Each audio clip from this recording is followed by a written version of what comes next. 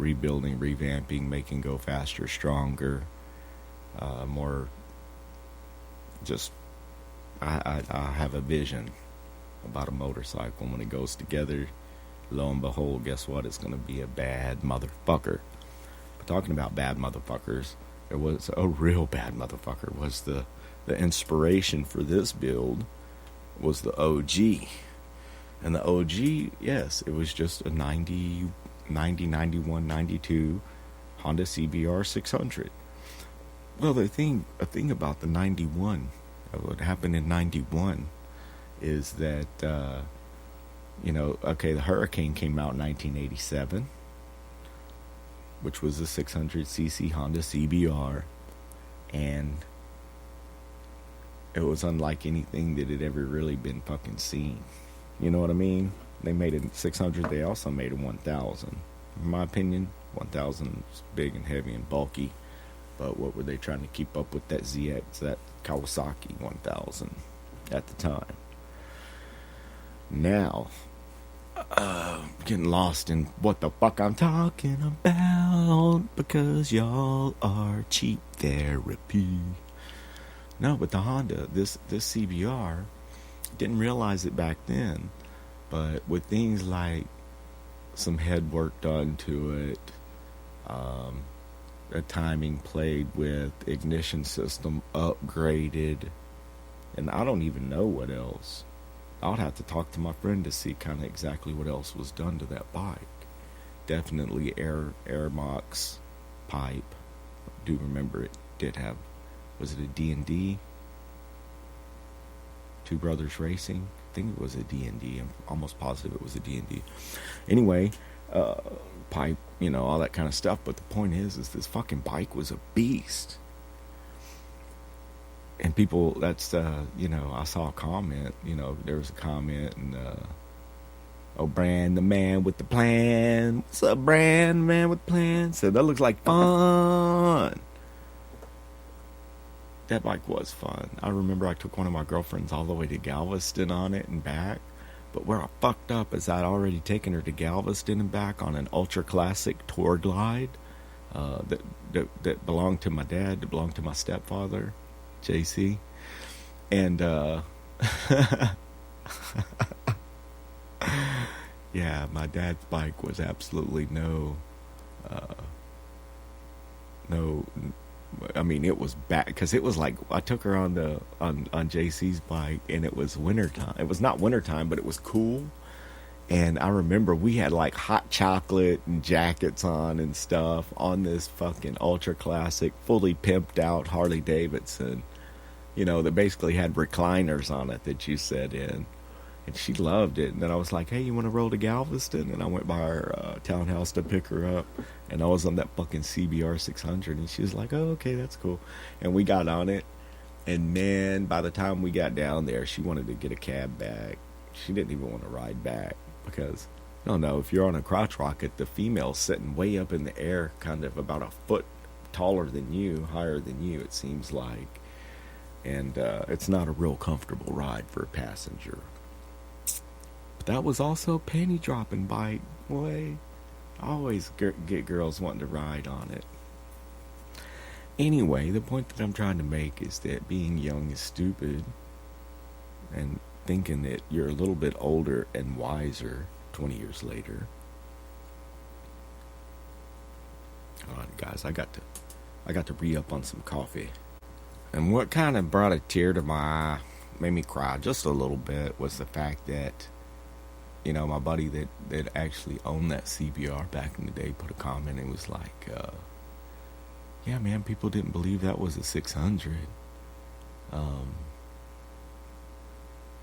Because he commented on the one that I just picked up. So I went into a box in my closet, and lo and behold, there's a picture of his old CBR at, rest in peace, old Mike Merrill's house. I love that guy. Man, I wish he was still here with us. My old buddy Mike. God dang it. To let your friends know that you love them and you appreciate them, dude. Even if you haven't seen them in 20 years, when you talk to them, just let them know, because They may not be there the next time you go to look them up. So motherfucking look them up today. You know what I mean? Go have a beer. Donovan fucking Dillinger, we need to go have a beer or something, dude. Straight up. Period. Get with me. You tell me where to be, DD double D, and I guarantee you I'll motherfucking show up. You just let me know. Make sure it's not raining its ass off or whatever, because my only transportation is, say, my new to me motorcycle. I drove it to Alvin and back the other day, and I thought, I'm fucking brakes, man. The rear brake wants to stick now. It's got new pads, new everything. Fucking flushed it all out when I got it, and so I think we'll go steel braided lines and put a caliper fucking kit in it, or new calipers, one or the other. I'm not one to get on a bike that has some rockety richety shit going on with it. My shit's got to be right and tight. It's got to look fucking badass going 100 at least, you know. But it's got to roll the fuck out, and I'm not worried about cup holders or extra fucking highway pegs. Okay, it makes it faster, stronger, sleeker. That's it. Period. Boom.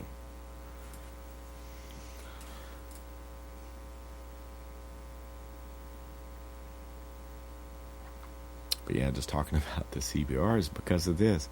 Then my buddy had posted like, yeah, remember? No, I mean, I did remember. He's like, yeah, this guy came down in that Yamaha that he wanted to race. He came all the way down from Houston and came down there and raced my homeboy. And I guarantee you, that's what he was saying. He came down and he raced me, and I put about 10 links on him twice. Well, fucking Boomer's a badass fucking motorcycle rider. You know, from motocross to riding on the street and starting out with, okay, this is what we're talking about. Not just any punk's gonna throw their leg over a bike with over 100 horsepower, right? Bone stock over 100 horsepower. That doesn't sound like a lot, does it? But we're talking about a bike that when it rolled off the motherfucking showroom floor, it weighed 453 pounds. Okay? So you do the math. Now, when you take a bone stock motorcycle that has 100, look, like, I'm thinking 100, was it 103 horsepower for this bike? Somewhere right around in there. And you automatically bump that up by doing head work. You automatically increase the CFMs of fucking gas and fuel going into it. You increase the air by putting the motherfucking K&Ns on it. You increase the exhaust by putting a fucking badassly tuned D&D pipe on it. You put a 5-degree timing advance on it. And back then, I'm not so sure we had a power commander, but we did have high output coils. I'm thinking now, I mean, we have CDI been out for fucking, 15 years at this point, being used for, say 6, 7, 8, 9 years. But what I'm saying is the electronic system on this guy, you couldn't necessarily get a performance computer for it that I can remember. I could have had it. However, I think you could do everything pretty much mechanically because, yes, that you could put a timing plate on it that it was advanced. And also, fucking carburetor jetting, needles and slide work, all that kind of stuff makes a big difference. So what I'm telling you is this. So then we're probably talking literally, who knows? I'd like to fucking redo that to this bike and then put it on the dyno. And the problem is I'm starting out with a bike that has 42,000 miles on it. And if it's freshly serviced and everything, then it's one thing. Which that means, do we go ahead and rebuild a 42,000 mile motor just so that we can hop it up? You hear me what I'm saying? Anyway, my guess would be check everything out on this guy. make sure everything's tight and right and looks good, change the oil, I guarantee we could fucking boost everything up, just like that, like the OG was, and it'd be just as bad. Put, what was it? A 180 is the biggest tire that would fit on it, I believe. 200 would rub, I believe, but I'm not sure. So yeah, that's what whenever we get torn. You know what I'm saying? When you do something that you love, and let's say that I went and picked up this motorcycle for a song and a dance. However, it was with funding that's only supposed to be used to flip, which means that I need to use that money to make a little bit more money. And then you start getting a little bit married to some of these things. But that's one that I'll put a price on that's high enough that if somebody wants it, I'll part with it. And if not, yeah, we'll hang on to it. I think it's a great one to do pictures for the Life Behind Bars Robcast, where we talk just about living your life behind the bars of a motorcycle. Haven't done a big bike from start to finish in a while. I definitely haven't done one and posted everything for all of you and the listeners of the LBBR Robcast. Yeah. So I think it will be fun. It's kind of hard to do because the profits from this bike are supposed to be to go towards, putting a shed. I don't know, not even like paint a clear vision of your future, right? I want a 90,000 square foot warehouse to build motorcycles in. Right now, the vision of my near future, I want a shed big enough to build a CBR in, or to build the next one in, because the CBR is supposed to buy a warehouse big enough. You know what I'm saying? So, but the point with it, trying to say, the only reason that I got a little bit choked up was because whenever Homeboy was saying that about this guy coming down from Houston and racing and all of that, I remember that was a very, very fond time in my life. However, some of those memories are very gray and they're very unclear, right? And it's because I used to take handfuls of motherfucking Vicodin pills, and I used to take handfuls of muscle relaxers with them, Somas. And, whenever I had all of these fucking fine people that were cutting for me and that were doing for me and looking out for me, you know what I'm saying? I have a very gray fucking area in my brain, and sometimes I really have to think to even remember certain days, months, and years in the 90s because it is so clouded from being addicted to opiates, from being addicted straight up to Vicodin and Somas. I would take 7 Vicodin ESs and 3 Somas at a time, at least 3 times a day. So you do the math. You take 900 pills a month when the normal person, if you're just got out of a back surgery, they might give you 30 or 60. Yours truly was taking 900 of these motherfuckers a month, straight up. And the people that love me pull me off to the side. My brother, that's a trip too, because 2 of the people that pulled me off to the side, both of them named Boomer. My brother Boomer, Orvonius, and my other buddy Boomer. Each one of them pulled me off to the side and said, man, you need to quit taking these pills because you're going to end up fucking dead. And I remember this guy coming down and racing, Homeboy from Houston, and him cutting that ass, and the bike being a bad motherfucker, and actually taking it to my house and letting my brother ride it, and him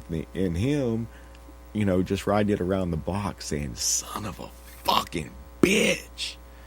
Because we hadn't even talked about the sprockets, the gear ratio, Let me tell you something. You get into all that, it makes a big difference between you put a 520, a 620, a 720, a 420 chain on your shit. Because people think big. I say this because I had gotten a Suzuki GS 750, an older one, and the guy put some big, fucking looked like a logging chain on this motherfucker off some sort of industrial implement with big ass sprockets to boot. And that bike would only go, once it was all built and everything, because I got it half built and I finished building it. Once it was all together, it would only go about 45, 55 mile an hour at top speed because of the gear ratio. It was all chain. So, I'm just saying that it's a warning, You know what I'm saying? To young people out there to stay away from opiates, especially nowadays, because they say that people just go straight to heroin and methamphetamine because it's cheaper.